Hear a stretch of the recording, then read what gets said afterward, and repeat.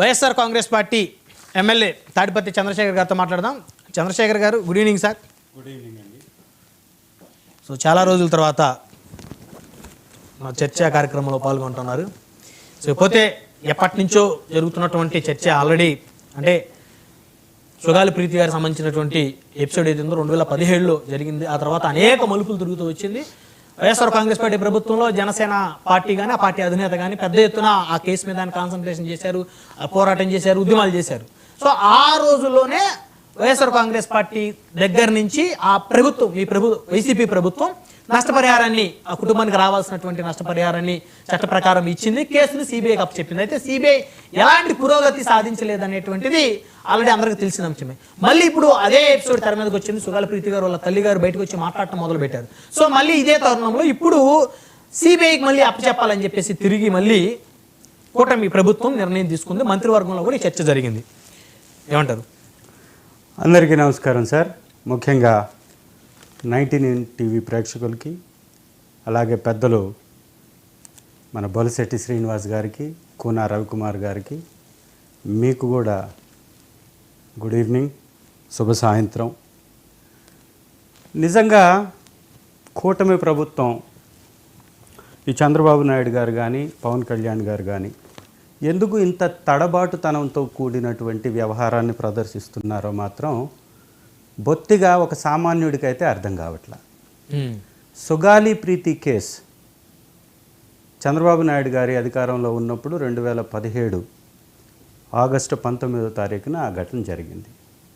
ఆ ఘటన జరిగినప్పుడు పవన్ కళ్యాణ్ గారు నిజంగా అండగా ఉంటే మాట్లాడాల్సింది ఎవరి మీద?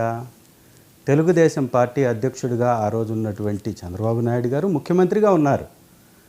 సో సుగాలి ప్రీతికి నిజంగా తప్పు జరిగింది అంటే ఆ రోజు సేకరించినటువంటి ఆధారాలు కానీ, లేదా ఇవాళ డిఎన్ఏ మారిపోయింది అని చెప్తున్నటువంటి వ్యవహారం కానీ, ఇవన్నీ ఎప్పుడు జరిగి ఉంటాయి?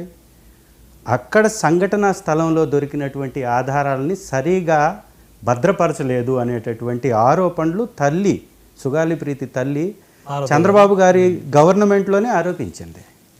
ఈ పవన్ కళ్యాణ్ గారు ఉద్యమించాలంటే ఎవరి మీద ఉద్యమించి ఉండాలి? చంద్రబాబు గారి మీద ఉద్యమించి ఉండాలి, కూటమి ప్రభుత్వం మీద ఉద్యమించి ఉండాలి. 2 సంవత్సరాలు ఒక కేసుని పక్కదారి పట్టించేసి అధికారంలో ఉన్నటువంటి పార్టీ ఆ కేసులో ఉన్నటువంటి ఆధారాలన్నింటినీ మాయం చేసి ఆధారాలని సరిగా భద్రపరచకుండా న్యాయం చేయకపోతే మాట్లాడినటువంటి పవన్ కళ్యాణ్ గారు అండగా ఎక్కడున్నాడండి? అండగా లేకుండా గాలికి ఆ కేసుని వదిలేసి, ఆ కుటుంబాన్ని వదిలేసి, ఆ కుటుంబంపై దయ చూపించకుండా రాజకీయ అవసరం కోసం వాడుకోవటానికి చాలా ఒక ప్రణాళికాబద్ధంగా ఎలక్షన్ టైంలో వాడుకున్నాడు ఆ కేసుని. నిజంగా చంద్రబాబు నాయుడు గారు కానీ మంచి చేస్తున్నట్లయితే, న్యాయం చేస్తున్నట్లయితే వైఎస్ఆర్ కాంగ్రెస్ పార్టీ మళ్ళీ వారికి స్థలం ఇచ్చి, మళ్ళీ వారికి జాబ్ ఇచ్చి 8.5 లక్షల రూపాయలు డబ్బిచ్చి ఇవ్వాల్సినటువంటి అవసరం ఎందుకు వచ్చింది? ఎందుకు వచ్చింది అంటే నన్ను ఫినిష్ చేయనివ్వండి. చంద్రబాబు నాయుడు గారు 2 సంవత్సరాలు వాళ్ళకేం చేయకుండా దిగిపోయాడు. దిగిపోతే ఆ కుటుంబాన్ని ఆదరించినటువంటి పార్టీ ప్రభుత్వం వైఎస్ఆర్ కాంగ్రెస్ పార్టీ ప్రభుత్వం, జగన్మోహన్ రెడ్డి. ఎవరు ఒత్తిడి తీసుకొచ్చారు? అదే ఒత్తిడి తెలుగుదేశం మీద తెచ్చి ఉండాలి కదా. చేతనైనటువంటి వ్యక్తి అయితే అడ్డపుల్లలు వేయడం అనేది కాదండి. 2 సంవత్సరాలు ఎందుకు మొద్దు నిద్రపోయారో అది చెప్పాలి ముందు. 2 సంవత్సరాలు ఎందుకు చేయించలేకపోయాడో అది చెప్పాలి. లేస్తే చంద్రబాబు నాయుడు గారిని వదిలేసి జగన్మోహన్ రెడ్డి గారి మీద ఊగిపోవడం కాదు రాజకీయం అంటే. చిత్తశుద్ధి ఉండాలి, ఆ కుటుంబం మీద ప్రేమ ఉండాలి, బాధ్యత ఉండాలి. ఆ కుటుంబానికి జరిగినటువంటి అన్యాయం తెలుగుదేశం పార్టీ ప్రభుత్వంలో జరిగింది, అప్పుడు చేస్తుండాలి. జగన్మోహన్ రెడ్డి గారు 8.5 లక్షలు డబ్బులు ఇచ్చేసి 5 సెంట్లు ఇంటి స్థలం ఇచ్చేసి వారి కుటుంబంలో వాళ్ళ తండ్రి గారికి ఉద్యోగం ఇచ్చి 5 ఎకరాల పొలం ఇచ్చాడు. ఇచ్చి తప్పించుకోలా. వచ్చినటువంటి 1 సంవత్సరంలోనే మా ప్రభుత్వం వచ్చింది 2019లో. సిబిఐకి అప్పచెప్పింది ఎప్పుడు? 2020 ఫిబ్రవరిన సిబిఐకి ఆ కేసును అప్పచెప్పారు. చిత్తశుద్ధి ఎవరికి ఉంది? వితిన్ 1 ఇయర్ లోపలే వారికి ఇవ్వాల్సినటువంటి ఇచ్చేసి సిబిఐకి అప్పచెప్పి ఆ కుటుంబానికి న్యాయం చేసి దర్యాప్తు సక్రమంగా జరగాలి, ఆ కుటుంబానికి న్యాయం చేయాలి. కేంద్రంలో ఉన్నటువంటి ఆ సంస్థ అయితే ఇక్కడ రాజకీయాలకి అతీతంగా చేస్తుంది, స్థానిక రాజకీయాలకి అతీతంగా చేస్తుంది అని అప్పచెప్పింది జగన్మోహన్ రెడ్డి గారు, న్యాయం చేసింది జగన్మోహన్ రెడ్డి గారు. ఆ తర్వాత కూడా మళ్ళీ హడావుడి చేసింది ఎవరు? మరి నిజంగా వారికి అదే న్యాయం అయితే, అదే చేసిందే వైఎస్ఆర్ కాంగ్రెస్ పార్టీ చేసినటువంటి న్యాయమే సరైంది అనుకుంటే వైఎస్ఆర్ కాంగ్రెస్ పార్టీ మీద నిందలు ఎందుకు వేశారు మీరు? ఒకవేళ వారి కుటుంబానికి ఇచ్చినటువంటి ఉద్యోగము, స్థలము, వాళ్ళ ఇంటి స్థలమే కరెక్ట్ అయితే మరి అది వైఎస్ఆర్ కాంగ్రెస్ పార్టీ, జగన్మోహన్ రెడ్డి గారు మంచి చేశారు కదా. మరి దాని మీద మళ్ళీ ఎలక్షన్స్లో ప్రచారం ఎందుకు చేసుకున్నారు పవన్ కళ్యాణ్ గారు? నిన్న ఒక లెజిస్లేటివ్ మీటింగ్, ఒక కూటమి ప్రభుత్వంలో భాగస్వామి అయినటువంటి జనసేన పార్టీ లెజిస్లేచర్స్ మీటింగ్ విశాఖపట్నంలో జరిగినప్పుడు పవన్ కళ్యాణ్ గారు మాట్లాడినటువంటి మాటలు ఏంటి? దీని మీద అసెంబ్లీలో మనం మాట్లాడాలి అన్నారు. ఎవరి మీద మాట్లాడాలంటున్నారు మీరు? అసెంబ్లీలో మాట్లాడాలంటే నేటి మీ యొక్క భాగస్వామి అయినటువంటి చంద్రబాబు గారి మీద మాట్లాడి, చంద్రబాబు గారి ప్రభుత్వం మీద మాట్లాడాలి మీరు. మరి అదే పని మీరు అప్పుడెందుకు చేయలేదు? ఇవాళ మళ్ళీ సిబిఐ కంటే చెల్లికి మళ్ళీ పెళ్ళి, మళ్ళీ పెళ్ళి చేసేసి ఆ పెళ్లిలో మళ్ళీ పబ్బం గడుపుకొని రాజకీయం చేయాలనేటటువంటి ఒక దుర్నీతి తప్ప ఇంకోటి ఏముంది?